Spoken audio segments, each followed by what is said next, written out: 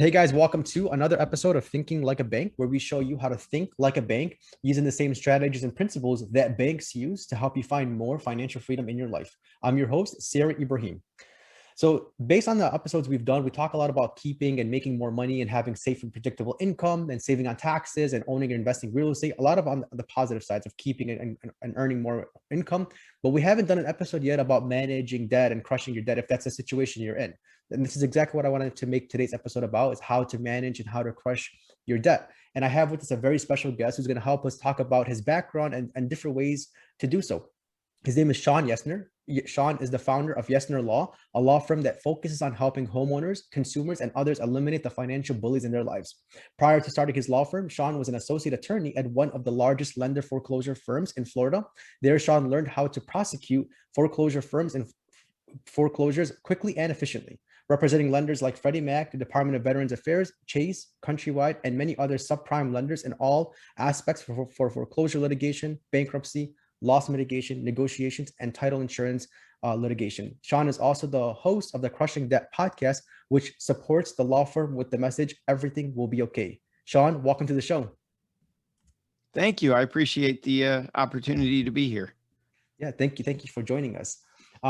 Before we talk about, different ways to manage and crush debt from a legal perspective, do you mind sharing with us some of your background, how you got in, how you became a lawyer, and why you chose this specific niche of the law?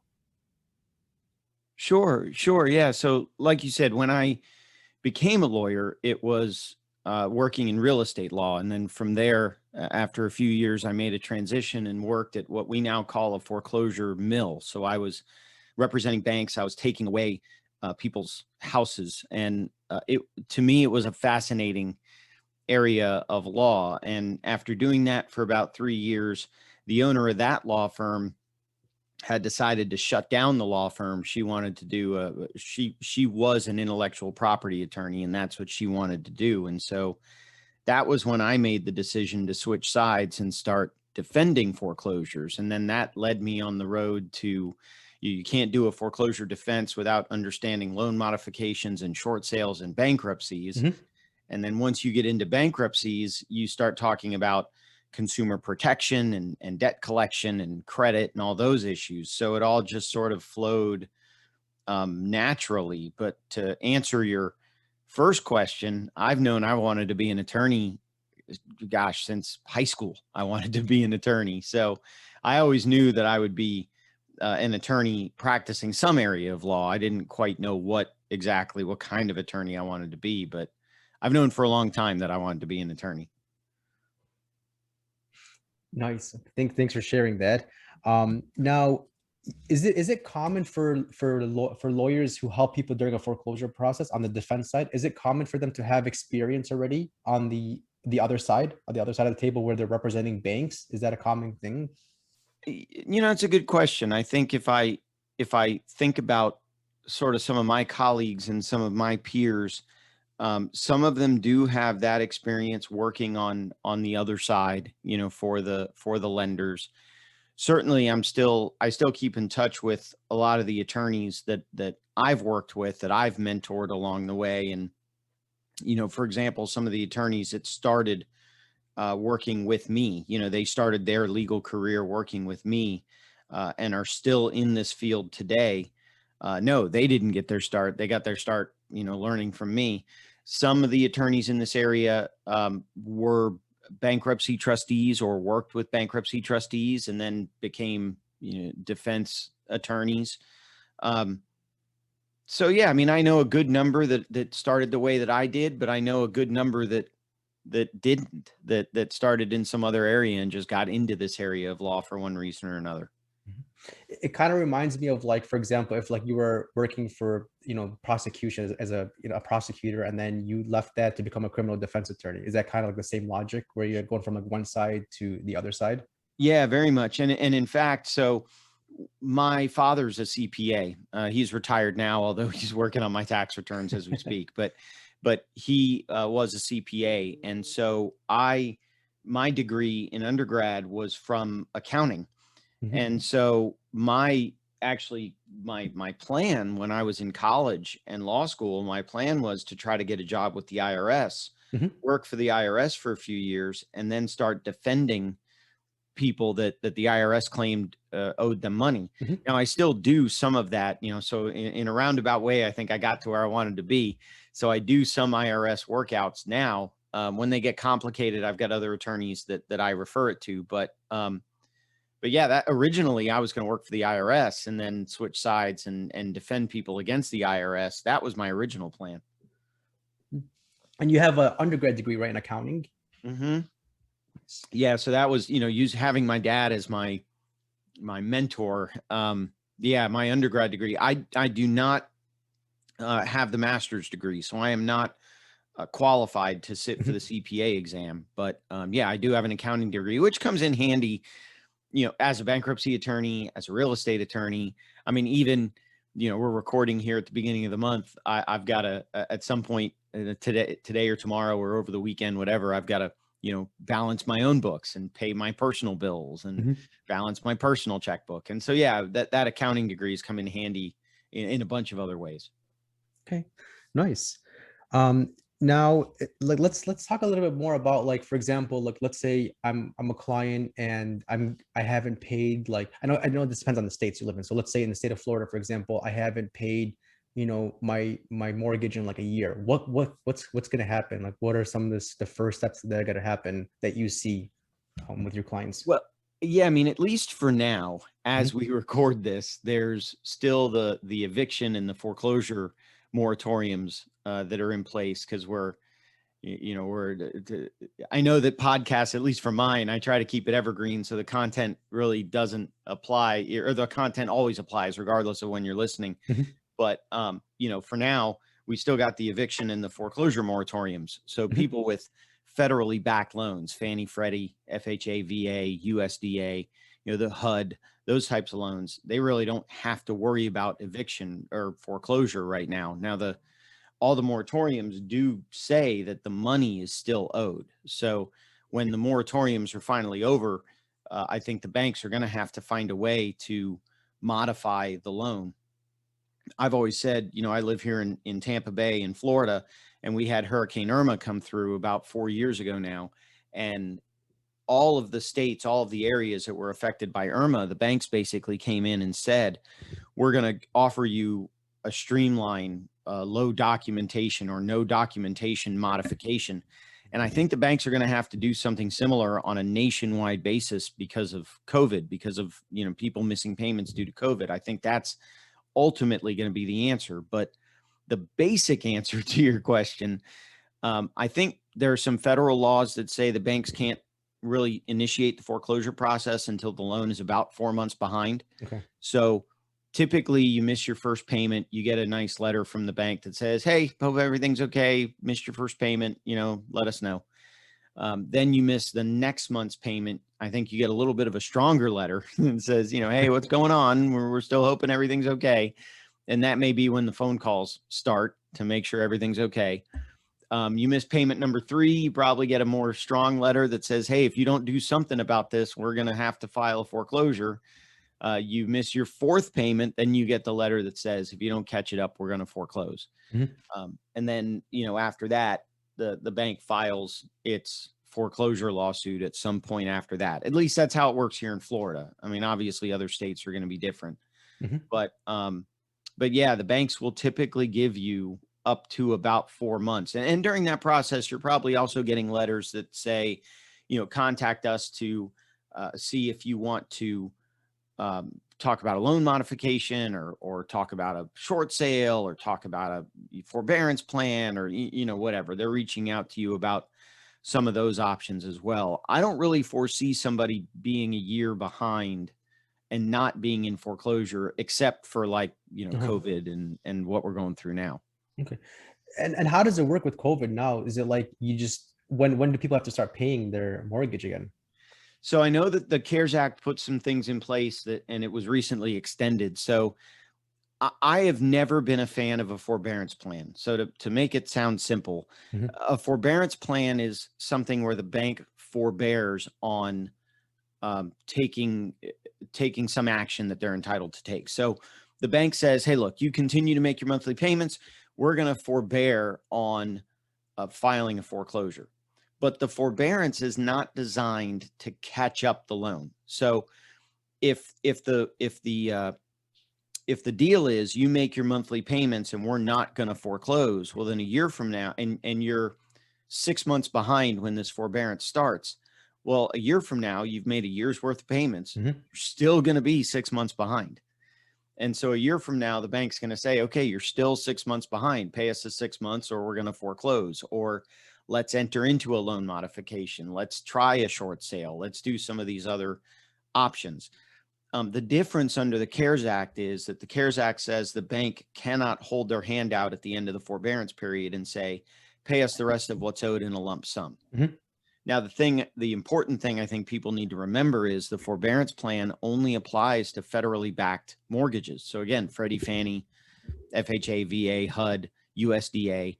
If this is a private loan, like a seller finance loan, I got a call from a potential client today. They're renting. The landlord owns the home free and clear. They need the tenant needs some time to get their credit in order. So they're going to buy the property, but they're going to pay off the seller a monthly mortgage payment. And then in 15 months, they're going to refinance with a traditional bank. So, those types of loans, there's no prohibition in the CARES Act against foreclosing. Those types of lenders can foreclose immediately. Subprime loans, the loans that we dealt with in the Great Recession, those loans can foreclose immediately. The only loans that cannot foreclose right now and cannot say, you owe us a lump sum now that the moratorium's over, are the federally backed stuff, the Freddies, Fannies, FHA, VA, those loans. About what, like kind of roughly speaking, about what percentage of loans out there are federally backed mortgages? That's a good question. I don't know the answer off the top of my head. I tend to think probably a good number because you've got a lot of people that are borrowing, and typically the Freddies, Fannies, the FHAs, I would think that it's a majority of them, but to tell you, 51% versus 60 versus 80%, I don't know. Okay. That makes sense. And so what else do you help with besides the foreclosure process and defending people? What else can you help clients with? Like, for example, if a client has like an enormous amount of like credit card debt, like $100,000 in credit card debt, what could you do for them or with them? Yeah. So the evolution of the podcast, so to speak, is the answer to this question. So, I started doing foreclosure defense, and clients would come to me and we can't find another way. So let's file bankruptcy. Okay, we'll file a bankruptcy. We'll file maybe a Chapter 13 bankruptcy, which is a payment plan bankruptcy, so that we can try to catch up your mortgage in the course of the bankruptcy case. And then I'd get a call from the attorney representing the car creditor. And he would say, well, your client still owes on this car. And I'd say, well, I get it, but my goal is the house, so yeah, we're going to keep paying for the car. What are you bothering me for? But as that evolved, people would come to me and say, well, my house is fine. I just have this overwhelming credit card debt, overwhelming medical debt, overwhelming student loan debt, IRS debt, whatever kind, or whatever mix of all of those debts. Card, my car is going to get repossessed if I can't figure. And so as my career has evolved, I've become a bankruptcy attorney, not just a foreclosure defense attorney that uses bankruptcy as a tool, but I'm filing bankruptcies for people that have nothing to do with their mortgage payments. They're totally current on their mortgage, but we're filing bankruptcies to help with, student loans, IRS, credit cards, medical bills, et cetera, et cetera.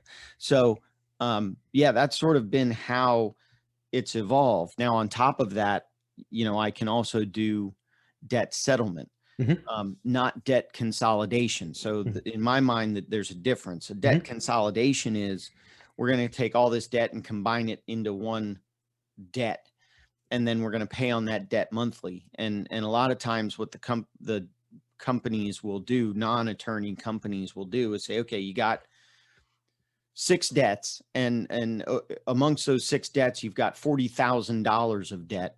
So we're going to settle that at $15,000, and you're going to pay us every month for the $15,000 plus our fee. Mhm. And as we build up enough reserve, we're going to call Visa and we're going to say, hey, you're owed 10, we'll settle it for 3. Mhm. And we're going to call Discover and, hey, Discover, you're owed 5 and we're going to settle it for 1,500 and, whatever. I don't do it that way. Mhm. What I do is debt settlement. So I'm still going to call Visa and say, hey, will you take $3,000 on a $10,000 debt or $4,000 on a $10,000 debt or whatever it happens to be. But you're not going to pay me any money until Visa says, yes, we'll take that deal. And you say, yes, I can afford that deal. Once those two things happen, then you're going to send me some money and then we're going to pay Visa to settle out the debt. And so I've done a lot of that where I've settled out debts. I've done, you name it, lawsuits, people getting sued over stuff that has to do with money being owed. And I've settled out some of that stuff. I've done this for individuals and for companies. Mhm. So whether it's an individual debt or a commercial debt, I've done that as well. Okay. And now, since the show is called Thinking Like a Bank, why, just from a bank's perspective, why would they settle? If it's a $10,000 debt, why would they take, 3,000, to settle the whole debt, just like from their thinking perspective? So what I've done is I have a couple of different, whether they be podcast episodes or blogs or whatever, where I analogize debt settlement and say it's not poker. So yes, there have been plenty of times where I've bluffed the bank. And if any bank is listening to this episode, no, it was not against you. There have been plenty of times where I've bluffed the debt. But overall, if I've got the hand, I'm going to show it. So why would a bank take 3,000 on 10,000? Well, maybe it's a single mom, which in Florida, single moms are exempt from garnishment of wages. So, okay, bank, would you rather have $3,000 now, or would you rather have nothing? Maybe it's an elderly person that's got some kind of medical condition. And so it all comes down to that basic argument of, here's what we've got for you now. If you decline this offer, you're only going to do worse. Maybe it's a person with a work-related disability. Maybe it's somebody that their only source of income is Social Security, which is exempt. Maybe it's for some reason, bank, this is the best deal you're going to get. Do you want to take, it's the time value of money argument. Do you want to take $3,000 now, or do you want to get, $10 a month trickle in 10 years from now for, however long a period of time? And that's not to say that every bank says yes. Some will counter and say, what about 4,000 or 5,000? Or some will counter and say no. And there's a lot of times, unfortunately, when we're especially in the foreclosure defense arena and the short sale arena, where it doesn't make sense. The client says to me, how come this deal makes total sense? How come the bank won't take it? And I even argued that to a judge once in a hearing, and the judge said to me, I can't prevent the bank from making a bad business decision. So sometimes it works, and frankly, sometimes it doesn't. Okay. Now, to go back to foreclosures, is there, like, for example, and as of 2021, so far we're April 2021, where do you see foreclosures at right now? Is there an increase, a decrease? Where is it at, like, in comparison to last year, 2020? There's been a massive, 2020, there were almost no foreclosures because that's, we're just over a year from all the shutdowns and whatnot. So if you look maybe at like 2019 to 2020 to now, foreclosure volume is way down. Okay. I've got a lot of friends that are still on the plaintiff's side. And unfortunately, those law firms are still laying people off because they don't have the volume. The moratoriums, it's an interesting discussion. It's an interesting debate. On the one hand, I get it. You've got people that have really been hurt by COVID, that have lost their jobs, that have lost family members, that have really suffered because of this virus. I get it. And I understand it, and I sympathize with it. On the other hand, you've got this mortgage foreclosure firm. And I tend to think mortgage foreclosures are a healthy part of any economy, not, 90% default rates, but a single digit default rate, a single digit foreclosure rate is probably healthy, because we're never going to stop the things that cause foreclosure. We're never going to stop divorces. We're never going to stop people dying from diseases. We're never going to stop, people that get hurt and lose their job and, whatever. We're never going to stop that stuff. So foreclosures are never going to go away. So some volume is healthy, and it's the same debate when you look at landlords and tenants. On the one hand, you've got tenants or you've got mortgage borrowers who legitimately suffered a hardship and can't make their payments. And I get it. And I feel for them and I want to help them. On the other hand, you got banks, landlords that are saying, wait a minute, we've got an economic engine here as well. The mortgage company needs to get the mortgage payments in to satisfy its investors. The landlords need to get rent in to pay their mortgages. And so I get the dynamic, and it's a really difficult, almost kind of interesting debate. But at the end of the day, there's going to have to be, right now, the foreclosure volume is down. I do anticipate that foreclosure volume will increase once some of these moratoriums are lifted. Now, I don't think it'll be to the level of the recession that we had from 2008 to 2014. I think property values have gone up enough in value that what we're going to see is more people that are forced to sell to cash out their equity than short sales. But yeah, I do see a wave on the horizon. How long it stays on the horizon depends on how long our government keeps the moratoriums in place. Okay. Yeah, thank you for sharing all of that. And yeah, you mentioned something interesting. Like, people think that mortgage companies, they're using their own money just to loan out to people. They're actually leveraging other people's money through investors and depositors from banks to leverage that. So they have to make up those obligations through the mortgage fees, Exactly. It's an interesting, I don't mean to minimize what's going on. So if anyone listening is in foreclosure, I don't mean to minimize what you're going through, but it is an interesting economic debate of how all the different pieces sort of fit together and interact with each other. Do you only help people in the state of Florida, or do you work within other states? Yeah, unfortunately, my license is I'm only licensed in Florida. I'm licensed in every state court, county court, and every federal court in the state of Florida. Now, I limit my practice to the Tampa Bay region, and I may actually kind of rethink that, because now in these days of Zoom and whatnot, it may not, I may not have to do as many in-person hearings, but for now, I'm limiting my area to basically Tampa Bay, which for those of you that are familiar with Florida is Polk County is Lakeland, where Publix is first started, Pasco County, which is Newport Richey area, Pinellas and Hillsborough. Pinellas is Clearwater, St. Pete. Hillsborough is Tampa, and then Sarasota, Manatee, which is the Sarasota area. Those counties comprise the Middle District Tampa division of the bankruptcy court. And so that's where I try to limit the law firm's footprint. But I've handled cases in Naples. I've handled cases in Jacksonville. I've handled cases in Tallahassee and Pensacola and Orlando and all over the state. But primarily when I was driving to hearings, I tried to limit it to an area that wasn't too far of a drive away. Okay. What if you wanted to get licensed in, like, for example, Georgia or like South Carolina, somewhere nearby? How does that work? First of all, my wife would not be able to hear this podcast. But no, the attorneys are governed by the State Bar Association. So the Florida Bar Association governs me here in Florida. If I wanted to be licensed in Georgia, I would have to take and pass the Georgia Bar. If I wanted to practice in South Carolina, I'd take and pass the South Carolina Bar. Some states have either reciprocity or limited reciprocity. Nobody has, that I know of, has reciprocity with Florida. Okay. The bar exam is basically, I know in Florida it's 2 days. Other states it's 3 days, but in Florida it's 2 days. One of the 2 days, and I don't remember what order they do it in, but one of the 2 days is basically you're tested on Florida law, and it's however many multiple choice questions and then however many essay questions.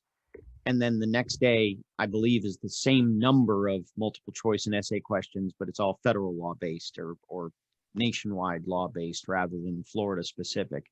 I Mhm. think there are some states, I think Georgia says, you know, hey, look, if you're a licensed attorney for X number of years in your home state, then all you have to do is take the Georgia state Mhm. portion of the bar exam to get your Georgia license. I haven't really researched it too much. You know, I said back when I started, I started in Miami and then I moved here to Clearwater to take a job at the foreclosure mill. One of the areas that I was potentially targeting when I decided I didn't want to be in Miami. And again, if there's any listeners in Miami, I grew up in Miami. So to the extent I bash Miami, I grew up there, so I'm allowed. But when I was looking at leaving Miami to move somewhere else, I targeted Tampa Bay, Orlando, Jacksonville, and Georgia. So there was a period of time where I was thinking of moving to Georgia. It was more tempting to move to Clearwater than to take the Georgia bar. Okay, nice. So, like outside of the law and your practice, what else do you do? How do you give back to the community? What are some things you're involved in? How much more time do we have in the show here? So, I am on the board of my homeowners association. I'm currently the president of the homeowners association. So I do have some responsibilities here to the homeowners association. I do some other networking, the outside of, as an attorney, as the owner of the firm, I've got to do some networking. So I'm in a handful of networking groups. But then the biggest thing that I personally am most proud of, I've got two boys. My oldest right now is 9. My youngest is 6.